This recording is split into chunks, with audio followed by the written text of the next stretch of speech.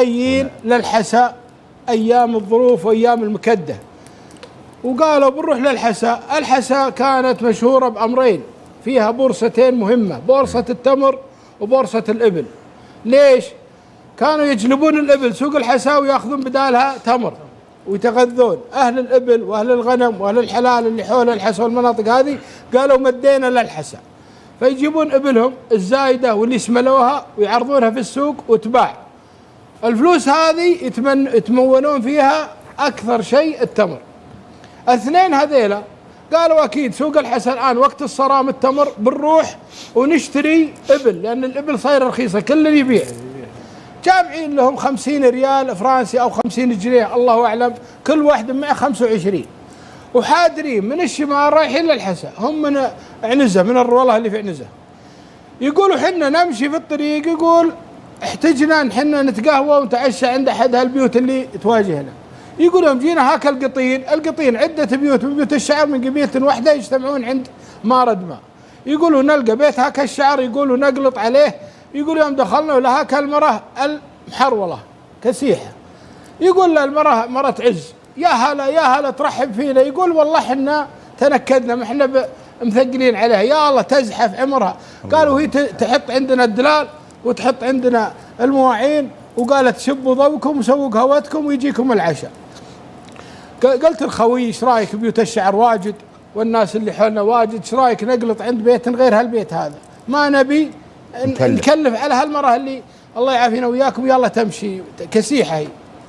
قالت توكل عليهم، رحت قالت لا تروحون لا تروحون. قالوا يا خاله ما قصرتي، وجهك ابيض والله ان تتشرفين، لكن حنا نبي بيت فيه رجال ناخذ ونعطي معهم ونسال عن علومهم.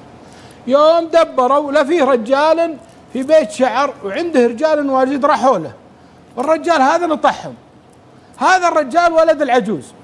يوم رجع وشاف اثنين قال انتوا قلطتوا عند البيت الفلاني؟ قالوا ايه، بس ما لقينا الا مره ولا بغينا نكلف عليه. قال هذه امي والله يحييكم ارجعوا، ما والله تخلون البيت.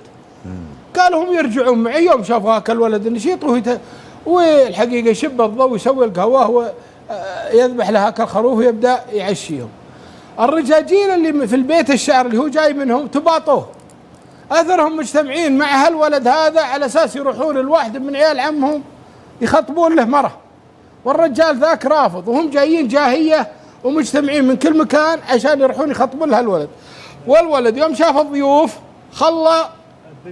خلى كلش خطبته وهالجاهيات اللي مجتمع علشانه، وجو اكرم ضيوفه. الاثنين هذين ما يدرون ضيوف نعم. يوم قلطوا يا فلان الرجال يحترينا وهذا تخابره عسر وشوي يزعل علينا وحنا مواعدينه. دروا الرجاجيل قالوا وش السالفه؟ قالوا الرجال هذا رايحين حنا نخطب له جاهيه لفلان الفلاني ابن عمه، والرجال يقول خلاص اذا اجتمعتوا الله يحييكم، والحين حنا متوجهين وانتم جيتوا والرجال بيغديكم ومدري بايش.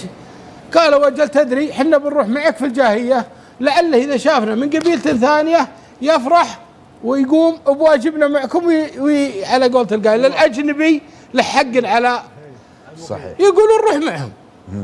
يقول يوم دخلنا بيت الشعر وله ينتظرنا الرجال ما في شر، لكن على قولة القائل بنته الوحيده ولا عنده احد يسرح في البل ولا في الغنم. يوم قلطوا يا فلان حنا جيناك كذا مره مرتين، والحين حنا جيناك طالبينك طلبه تزوج فلانه لفلان اللي هو ولد العجوز الكسيح. قال ومعنا اثنين من القبيله الفلانيه قبيله العزيزه فوق روسنا وجايينك متوسطين معنا. قاموا تكلموا قالوا والله احنا داخلين على الله ثم عليك ان الرجال هذا اكرمنا والرجال هذا في خير ومن خيره جمعتكم. سكت الشايب، سكت له ابو 3 دقائق 4 دقائق، قال انا موافق بشرط. قالوا سم وش الشرط؟ قال 50 جنيه فرنسي تعطوني اياها الان. الباديه ما عنده فلوس، نعم. يبيع غنم يبيع حلال ويعطي، صح. ما حد عنده دراهم. قام الاول يناظر الثاني والثاني يناظر الاول، ما كل واحد معه 25 بيروحون له الحساء. نعم. قام طلع الاول 25 ويحطها على المركه، وقام الثاني ولحق هي. قال والله ماني باع هذه ال50. يقول اثره يبي يعسر عليهم، ما يبي يزوج الوليد. نعم.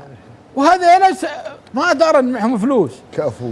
يوم سكروا عليه الباب. نعم. وهو ياخذ الدراهم والضايق ومدري ايش. قال جيبوا المملت ويجيبون المملت ويزوجون الرجال في الحال. سبحان الله. وياخذ الرجال حريمته يقول هذيل الاثنين، قال والله ترجعون معي للبيت، يقول له الشمر، ويرجعون معه البيت ويقعدون. يوم جاء نص الليل قال يا فلان حنا الحين خلاص الرجال تزوج ولا حنا موذينا وحنا ما لنا غرض نروح الحساء، بنرجع لربعنا. ويسلون عمارهم نص الليل بيرجعون للشمال. هذا يوم قام الفجر يدور ضيوفه ما لقاه، ويشقبل ويركب فوق ذلوله ويجلس يدورهم.